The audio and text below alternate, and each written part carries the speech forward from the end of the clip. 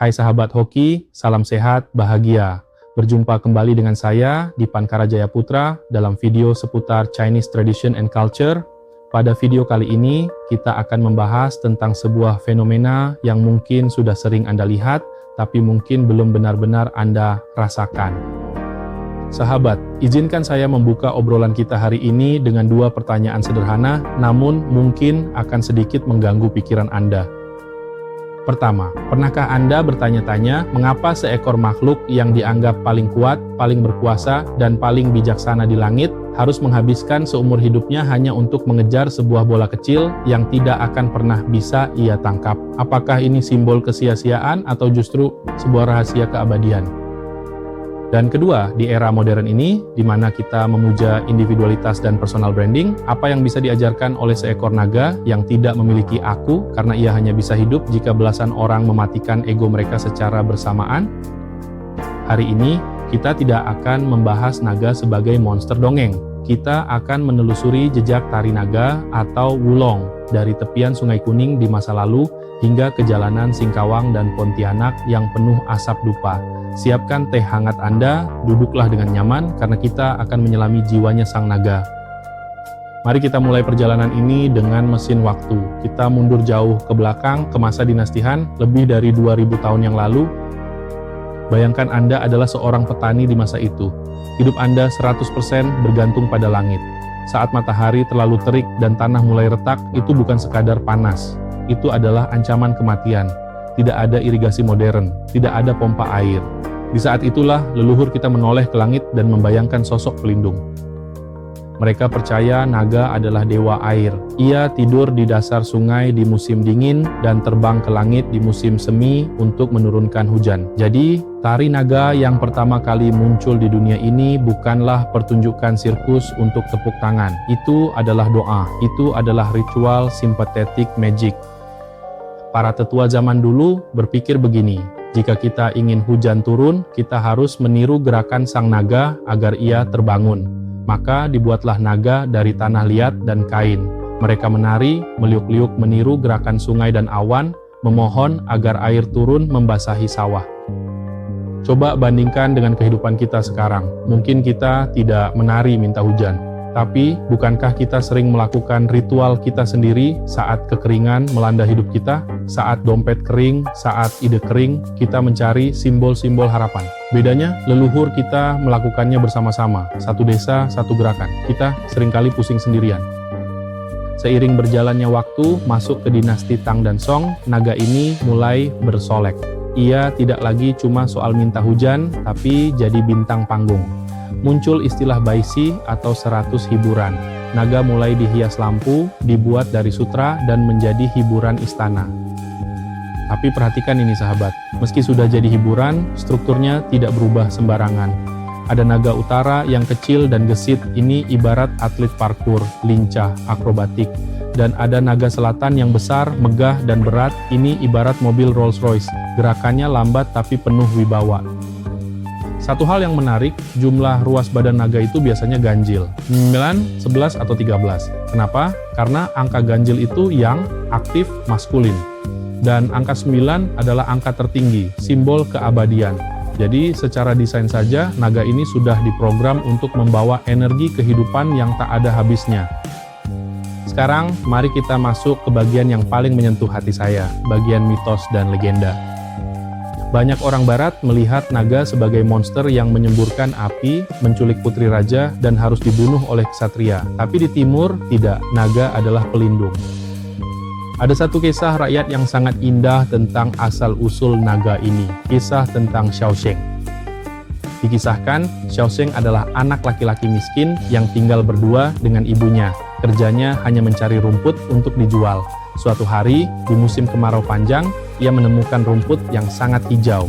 Di bawah rumput itu, ia menemukan sebuah mutiara ajaib. Mutiara ini, kalau ditaruh di tempat beras, berasnya jadi penuh. Ditaruh di dompet, uangnya bertambah. Xiaosheng dan ibunya tidak serakah. Mereka membagikan beras itu ke seluruh tetangga yang kelaparan. Tapi, namanya dunia, pasti ada orang jahat. Tuan tanah dan perampok datang ingin merebut mutiara itu. Dalam kepanikan, supaya mutiara itu tidak jatuh ke tangan orang jahat, Xiaosheng menelannya. Dan apa yang terjadi?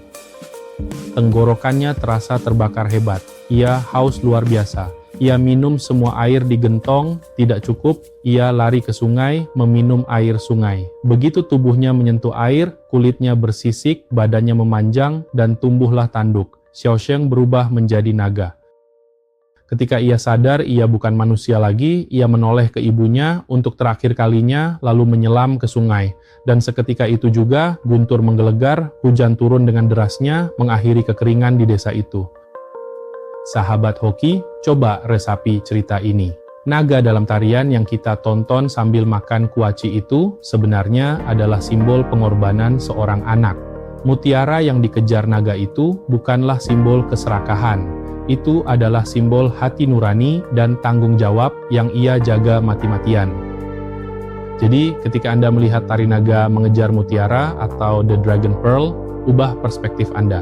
Itu bukan monster yang lapar. Itu adalah Xiaosheng, atau simbol dari spirit kita yang sedang mengejar kebijaksanaan.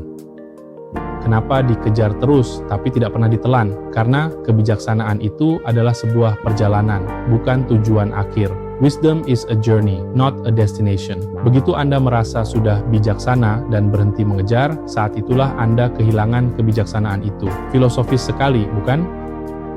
Nah, bicara soal filosofi, mari kita tarik ini ke konteks yang lebih dekat dengan kita, ke Indonesia, khususnya ke tradisi saudara-saudara kita di Singkawang dan Pontianak. Di sana, tari naga bukan sekadar seni, itu spiritual. Ada satu ritual yang membuat bulu kuduk merinding, namanya ritual naga buka mata atau Hualong Dianjing. Bayangkan replika naga sepanjang 40 meter. Sebelum ritual, itu hanyalah bambu, kertas, kain, dan cat, benda mati. Tidak ada isinya. Pada tanggal 13 sampai 15 Imlek, naga ini dibawa ke kelenteng. Seorang suhu atau tatung, orang pintar yang menjadi perantara roh akan memimpin upacara. Dengan kuas yang dicelupkan ke tinta merah cinabar dan dicampur sedikit unsur kehidupan, seperti darah ayam jago putih, sang suhu akan menotolkan titik di mata naga itu. Saat kuas menyentuh mata naga, boom! Secara spiritual, naga itu bangun. Ia bukan lagi bambu. Ia dipercaya telah dirasuki energi dari langit, ia menjadi hidup. Apa pelajarannya buat kita? Ini seperti analogi hardware dan software. Tubuh kita, karir kita, rumah mewah kita, itu semua cuma bambu dan kain, cuma hardware. Ia baru akan benar-benar hidup dan bernilai kalau sudah ada dotting the I-nya. Apa itu? Soul-nya, niatnya, visinya. Tanpa visi, tanpa jiwa, kita cuma manusia-manusia bambu yang berjalan tanpa arah. Ritual buka mata mengajarkan kita bahwa fisik saja tidak cukup. Harus ada percikan roh untuk membuat hidup ini bermakna. Setelah mata dibuka, naga ini akan berkeliling kota. Di Pontianak ini disebut cuci jalan, membersihkan kota dari energi negatif atau syaki. Ia masuk ke toko-toko, meliuk di persimpangan jalan.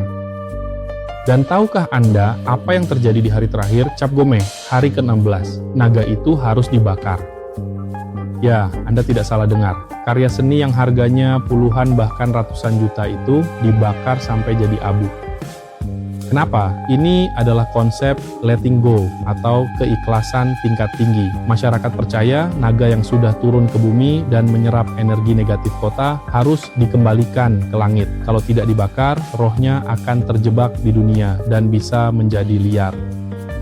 Coba bayangkan betapa indahnya filosofi ini. Kita bekerja keras membangun sesuatu, kita berjuang membersihkan masalah, tapi pada akhirnya kita harus siap melepaskan semuanya. Tidak ada kemelekatan. Kita datang bersih, pulang pun harus bersih, seperti asap yang naik ke langit. Sekarang, mari kita bicara soal teknis yang sangat relatable dengan kehidupan kerja atau keluarga Anda. Mari kita bedah anatomi tim tari naga. Tari naga itu antitesis dari one man show. Kalau barongsai, 2 orang saja cukup. Tari naga butuh 9-15 orang plus pemegang musik plus tim logistik. Coba bayangkan Anda menjadi penari yang pegang bagian ekor. Posisi Anda paling belakang. Anda tidak lihat jalan di depan. Anda tidak lihat mutiaranya. Anda cuma lihat punggung teman di depan Anda. Kalau penari kepala naga egois, dia lari terlalu kencang, apa yang terjadi? Penari ekor akan terpelanting jatuh, naga akan putus. Di sini berlaku hukum, your ego kills the dragon. Ego Anda membunuh naga itu. Supaya naga terlihat indah, meliuk seperti ombak, setiap orang harus menurunkan egonya. Tidak ada yang boleh merasa lebih penting. Kepala memang memimpin, tapi tanpa ekor yang menjaga keseimbangan, kepala akan goyah. Ini pelajaran mahal buat teamwork di kantor atau keharmonisan di rumah tangga. Seringkali sebuah tim hancur bukan karena kurang pintar, tapi karena tidak sinkron. Ada yang mau lari kencang, ada yang malas-malasan. Tari naga mengajarkan harmoni dalam gerak. Ada satu gerakan namanya cuancian atau menjahit uang. Naga itu meliuk masuk ke dalam tubuhnya sendiri, berputar-putar rumit sekali, tapi tidak boleh terjerat. Ini analogi dari masalah hidup. Masalah itu seringkali membelit kita. Tapi kalau kita tenang, luwes, dan mengikuti alur seperti naga yang luwes, kita bisa keluar dari belitan itu dengan indah. Jangan kaku. Be like water, be like the dragon. Dan jangan lupa peran si pemegang mutiara. Dia ini pemimpin sejati. Dia tidak pegang naga. Dia tidak teriak-teriak menyuruh naga belok. Dia cuma menggerakkan bola mutiara itu. Kalau dia angkat bola tinggi, naga naik. Dia turun, naga turun. Ini adalah leadership by vision. Pemimpin itu memberi arah, memberi contoh, bukan cuma menyuruh. Kalau bolanya plan, naganya bakal pusing dan tabrakan. Jadi, kalau tim Anda berantakan, jangan marahi naganya. Cek dulu. Mutiaranya, visi pemimpinnya, jelas atau tidak? Sahabat hoki yang luar biasa, dari Dinasti Han sampai ke jalanan Jakarta, Medan, atau Surabaya hari ini. Tari naga telah berevolusi dari ritual minta hujan menjadi simbol semangat pantang menyerah. Orang Tionghoa punya pepatah Long Ma Jing Shen, semangat naga dan kuda, artinya semangat yang penuh vitalitas, yang tidak kenal capek.